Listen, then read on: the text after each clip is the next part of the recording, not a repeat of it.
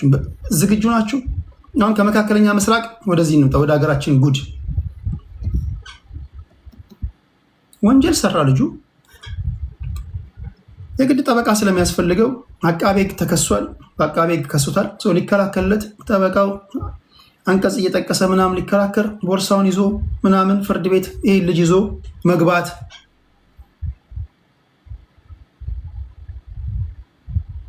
ከራሱ ጠበቃ ላይ ስልክ ሰርቆ ተያዘ ብላችሁ ታምናላችሁ?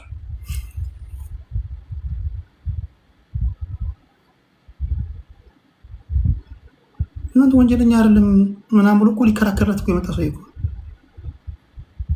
ሊከራከርለት ጋውን ለብሶ ከመጣ ጠበቃው ላይ ስልክ ሰርቆ እጅ ከፉት ያዘ። የት ነው? ለማንኛውም ይህ ድርጊት የተፈጠረው በደብረ ማርቆስ ከተማ ነው። የደብረ ማርቆስ ልጆች አላችሁ? በደብረ ማርቆስ ከተማ ፍርድ ቤት ውስጥ የጠበቃውን ስልክ የሰረቀው ተጠርጣሪ በቁጥጥር ስር ውሏል። በዛ ላይ ቺክ ናት። ስትዳብሰው ነካ ነካ ስታደርገው ወዳው መስሎት ሊሆን ይችላል እኮ ጠበቃው። አንዴ ልጨርስና ገብተን አይሻልም ምናምን እያለ ሊሆን ይችላል። ኢትዮጵያ ታሪኩ እንዲህ ነው። በደብረ ማርቆስ ከተማ አስተዳደር በአብማ ክፍለ ከተማ ቀበሌ 13 ከሚገኘው ከፍተኛ ፍርድ ቤት ሐምሌ 9 ቀን 2018 ዓ.ም ከቀኑ 5 ሰዓት በሚሆንበት ጊዜ የወንጀል ድርጊት መፈጸሙን ወይም የወንጀል ድርጊት መፈጸሟን የተሰማባት ተጠርጣሪ መነጋገሪያ ሆናለች። የግል ጠበቃ ነው ሰውየው። ስራውን ጨርሶ ጋውን በማውለቅ ላይ ያለ ጉዳይ ለማስፈጸም የመጣችው ተጠርጣሪ ከጠበቃው ጋር ሆና ከጠበቃው ቴክኖ ሞባይል ሰርቃ ብትሰወርም በፖሊስ ከአካባቢው ማህበረሰብና በወቅቱ ከነበሩ የህግ ባለሙያዎች ያገኘውን መረጃ መሰረት አድርጎ ፖሊስ ባከናወነው ጥልቅ ፍተሻ ፖሊሶች ጥሩ ነው እንዲህ ያሉ ሰዎችን ተከታትላችሁ ምናምን ትይዛላችሁ። ፕሊስ የፖሊስ አካላቶች ዜጎቻችን ሲታገቱም ተከታትላችሁ ያዙ። አጋቾችን ጥሩ ነው። በካሜራ በዚህ ገብቶ በዛ ተያዙ ምናምን ትላላችሁ። ዜጎች ሲታገቱ አጋቾችን ቶሎ እጅ ከፍንጅ መያዝም ይልመድባችሁ። እሺ የግል ጠበቃ ከሆነው ግለሰብ ስራውን ጨርሶ ጋውን በማውለቅ ላይ ያለ ጉዳይ ለማስፈጸም የመጣችው ተጠርጣሪ ከጠበቃው ቴክኖ ሞባይል ሰርቃ ብትሰወርም ፖሊስ ከአካባቢው ማህበረሰብ መረጃ በማሰባሰብ እንደ ወቅቱ ከነበሩ የህግ ባለሙያዎች ጋር ያገኘውን መረጃ መሰረት አድርጎ ባከናወነው ፍተሻ ነው እጅ ከፍንጅ ወዲያው ያዛት። እጅ ከፍንጅ ማለት እዛው ሲያዝ ነው። እቺ ሴት ሞባይሉን ከጠበቃዋ ላይ ወስዳ የገዛ ተሸጣለች። ፖሊስ ባደረገው ፍተሻ ሞባይሉን የገዛውን ጨምሮ በወንጀሉ የተጠረጠረችዋን ግለሰብ በቁጥጥር ስር አውሎ በተፋጠነ ምርመራ እያጣራ መሆኑን አንደኛ ፖሊስ ጣቢያ የወንጀል ምርመራ ክፍል ኃላፊ ምክትል ኢንስፔክተር ልጃለም ውበቴ ገልጸዋል። የመጨረሻ ቢቸግርሽ እኮ ማታደርጊው ነገር እኮ ወንጀል ሰርተሽ ወንጀለኛ አይደለሽም ወይም ደግሞ ለአንቺ ወይም ለአንተ ሊከራከርልህ ከመጣ ሰው መስረቅ እኮ ነው። ምን አይነት አመል ነው? ሌላው የዚህ ሰውዬ ድርጊት ይህ እጁን እንደዚህ አጣምሮ የምትመለከቱት ግለሰብ እየታዘበ የቆመ ሊመስላችሁ ይችላል። ነገር ግን ኢትዮጵያ ውስጥ ሰርቶ የተያዘበት ወንጀል እጅግ አሳፋሪ ነው። ሶሪ ጋይስ፣ እኔ እንደ አንድ ኢትዮጵያዊ ወጣት ለዚህ እኔ አፍራለሁ። እንደ አንድ ወንድ ሆኜ እንደዚህ አይነት ነገር ሲፈጸም እጅግ አፍራለሁ። እንዲህ ያለ አሰቃቂ ወንጀል እየፈጸሙ ያሉ አብዛኞቻችን ወንዶች ናቸው። ይህ ሰው የ2 ዓመት ሴት ልጅ ወይም የ2 ዓመት ህፃን ልጅ ነው ገለዋን ልጠባት ብሎ የደፈራት። ምንድን ነው የሚባለው? ቆይ የ2 ዓመት ህፃን ልጅ ማለት ይሄ ድርጊት የተፈጸመው በአሶሳ ዞን ባምቢሲ ወረዳ ኤዳዳ ዳቡስ ቀበሌ ጎጥ 1 በሚባል አካባቢ ነው። ይህ የምታዩት የወንጀል ድርጊቱን የፈጸመው ግለሰብ ቀደም ሲል የነገርኳችሁን ወንጀል የፈጸመው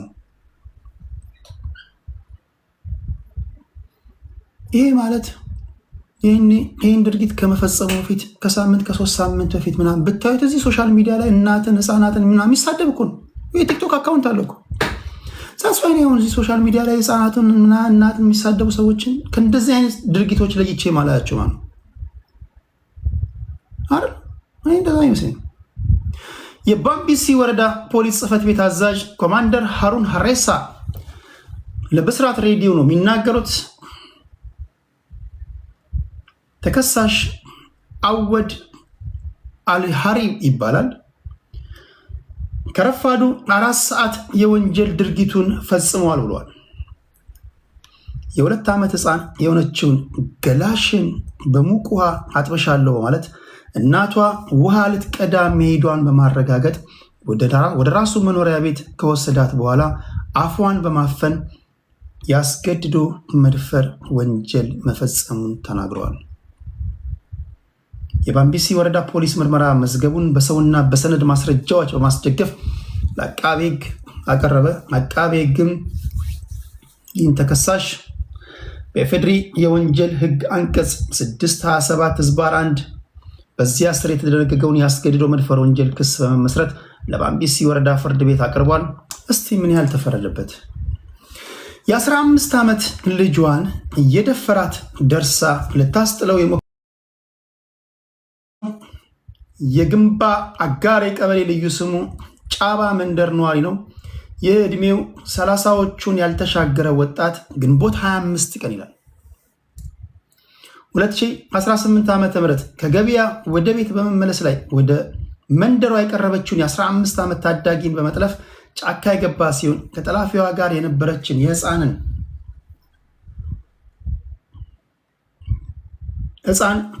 ጥቆማ መነሻ በማድረግ ልጄን እያለች እናት ወደ ጫካ ገባች። ስትገባ ይህ አሰቃቂ በሁኔታ እየደፈራት ነበረ። ልጄን ብላ ስትተናነቅ ቢያዘው ስለት ነው የገደላት። ፖሊስ በአሰቃቂ ሁኔታ ይላል። ከዚህ በኋላ የጠለፋትን ልጅ አስገድዶ መድፈሩን አላቆመም፣ በዛው ቀጠል ይላል ፖሊስ።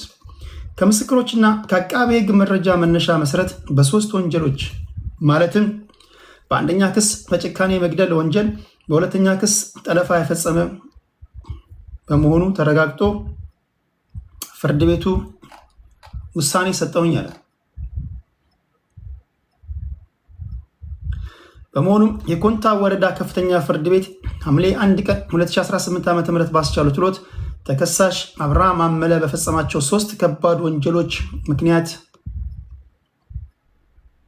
በሞት እንዲቀጣ መወሰኑን ብስራት ሬዲዮ ተናግሯል። በሞት ማለት ያው የግድ ፕሬዝዳንቱ መፈረም አለባቸው። ህዝብ ይኸውላችሁ፣ የኛ ህዝብ ከለቀቀው አደገኛ ህዝብ ነው።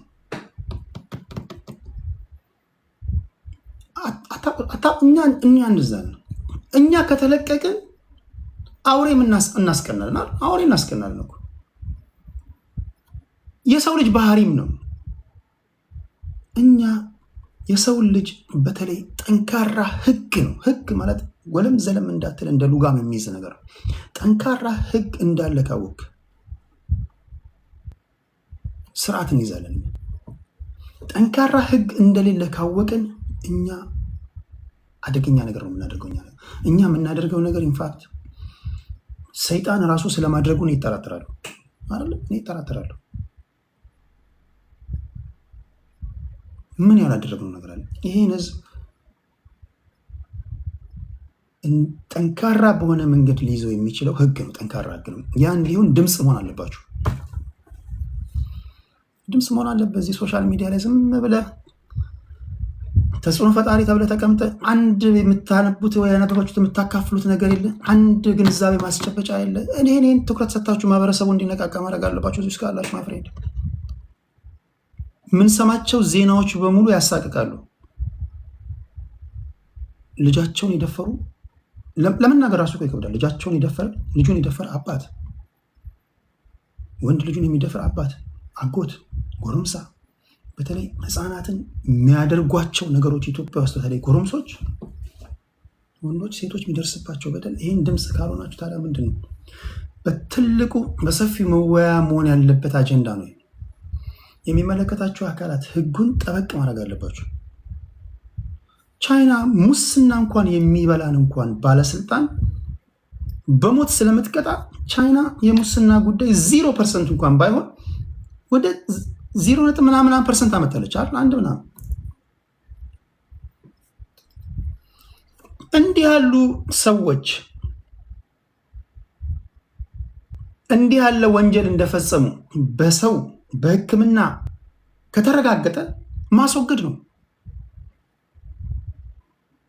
ይሄ ትክክለኛ መንፈስ አይደለም። ባደጉት ሀገራት እኮ ውሻዎች ከተተናኮሉ ነገ ከነገ ወዲያ የባሰ ነገር ያደርጋሉ ተብሎ ከባለቤቶቻቸው ይነጠቁና እንግዲህ ለውሻ ያላቸውን ስሜት ታውቃላችሁ። ባደጉት ሀገራት ያስወግዷቸዋል። እንዲህ ያለ ባህሪ ያላቸውን ሰዎች የምናስተምርበት መንገድ አንዱ በማስወገድ ነው። ይሄ አሁን ከማህበረሰቡ ጋር ኖሮ ምንድነው የሚጠቅመው? አሁን የእስር ጊዜውን ጨርሶ ከኛ ጋር ሊቀላቀል ነው።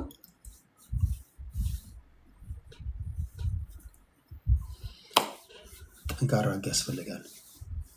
እጅግ ጠንካራ ህግ ደግሞ እንዲወጣ የሚመለከታቸው አካላት ከወሬ በዘለለ ወደ ተግባር መምጣት አለባችሁ ለማለት ያህል ነው። ከሰዓታት በኋላ ስንገናኝ የምነግራችሁ ወሬዎች ይኖራሉ። የግመል ወተት በፋብሪካ ተቀነባብሮ ለሽያጭ ቀርቧል ይላል። ኢትዮጵያ ውስጥ የት አካባቢ ነው? እሱን ነግራችኋለሁ። የአዲስ አበባ ዩኒቨርሲቲ ከዚህ ቀደም በዩኒቨርሲቲ ደረጃ ነበር ተማሪዎችን ተቀብሎ የሚያስተምረው። አሁን ከ1ኛ እስከ 7ኛ ክፍል ተማሪዎችን የተቀበለን እናስተምራለን። ለዚህ ምዝገባ ጀምረናል ይላሉ። እሱን ነግራችኋለሁ። ከወንጀል ማህደር አንዱን ወንድ 3 ሴቶች ተረባርበው ገደሉት። የት አካባቢ ነው የገደሉት? ለምንድን ነው የገደሉት? እነዚህ 3 ሴቶች እነማን ናቸው? እሱን ነግራችኋለሁ። ሌላ ኢትዮጵያ ውስጥ በዝንጀሮችና በሰዎች መካከል ጸብ ተጀምሯል። ይህን ተከትሎ ከሰው ጎራ የሆኑ ፖሊሶች ዝንጀሮዎች ላይ መሳሪያ የተኮሱ እየገደሏቸው ነው። ዝንጀሮዎች መሳሪያ አለመታጠቃቸው ጉዳት አድርሶባቸዋል። አሁን ነው አለመታጠቃችን የጎዳን የሚሉ ይመስለኛል። ሰዎች በመሳሪያ እነዚህን ዝንጀሮች እየገደሉ ነው። ለዚህ ጉዳይ ላይ ሰዎች ለሁለት ተከፍለዋል። ግማሹ ከመግደል የተለያዩ መንገዶችን መከተል ይሻል ነበር የሚሉ አሉ። አንዳንዶች ደግሞ አይ እርምጃው ትክክል ነው ይላሉ። ፖሊስ የሚተኩስባቸው ዝንጀሮች አካባቢ ነው ያሉት። ምን ስላደረጉ ነው የሚተኩስባቸው? እዚህ ጉዳይ እናወራለን ወደ በኋላ አካባቢ። ሌላ ከ50 ሚሊዮን ብር በላይ የከፈልንበት አፓርታማ የቤት ባለቤት እንሆናለን ብለን ስንጠብቅ ተጭበረበርን በሚል አንድ ትልቅ ስም ያለውን የሪል ስቴት ካምፓኒ የከሰሱ ኢትዮጵያውያን ፍርድ ቤት ቀርበዋል። ይህ ስም ያለው የሪል ስቴት ካምፓኒ ማን ነው? በተለይ ዲያስፖራዎች በተለይ ቤት መግዛት ላይ እንቅስቃሴ እያደረጋችሁ ያላችሁ ተጠንቀቁ። የሶሻል ሚዲያ ተጽዕኖ ፈጣሪዎችን በመጠቀም ሪል ስቴት ግዙ ምናምን ሲሏችሁ ተንደርድራችሁ አትግቡ ፕሊዝ። በትችሉ ያለቀለት ቤት ግዙ፣ ባትችሉ ባዶ መሬት ገዝታችሁ በጭቃም ቢሆን ስሩ። በቀቢጸ ተስፋ ገና ለገና ነገ ከነገ ወዲያ እናገኛለን በሚል ከሆነ አብዛኞቹ መጭበርበሮች ያሉበት ዘርፍ ሆኗል። የሪል ስቴት አልሚዎች ጤነኛውን ከአጭበርባሪው መለየት የሚሳንበት ደረጃ ላይ የተደረሰው አስቸጋሪ ነገር ነው ያለው። ስለዚህ ጥንቃቄ አድርጉ። ሌላኛው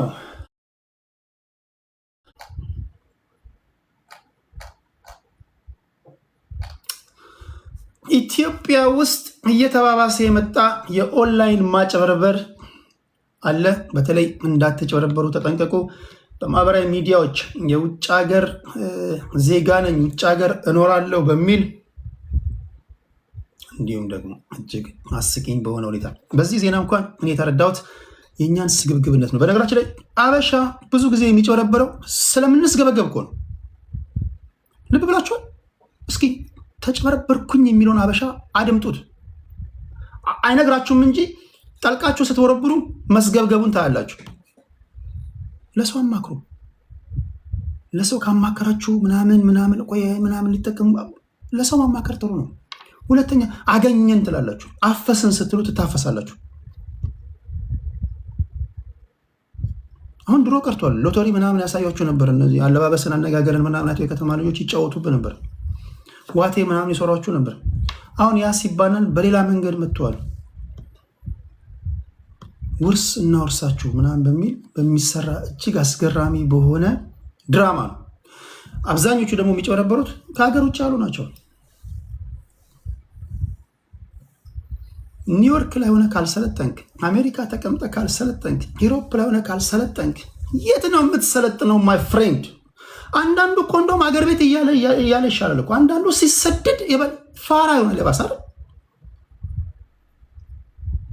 ሀገራቱ በጣም የሰለጠኑ ሰዎች ጋር ምናምን ያቀራረባቸዋል። ለቴክኖሎጂ ትቀራረባለ፣ ዜና ትሰማለ፣ የምትበላው ምግብ፣ የምትተነፍሰው አየር ምናምን ስማርት መሆን ወይም ደግሞ ስማርት ሆናለ ተብሎ ሲጠበቅ አብዛኛው የዞረበትና ንክር ለምንድን ነው ዲያስፖራ የሆኑ? ሁሉንም ማለት ያርም አብዛኛው ምንድን ነው ታጭበረበር ስትረስ ምናምን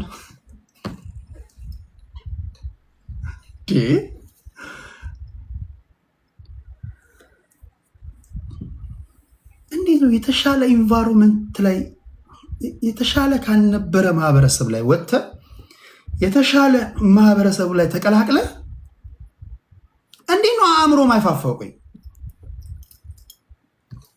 በብዙ ነገር እኮ ነው ማየው። በብዙ ነገር ስታዩ አገር ቤት አርቆ ሀሳቢ የነበረው ሰውዬ ከሀገር ቤት ሲወጣ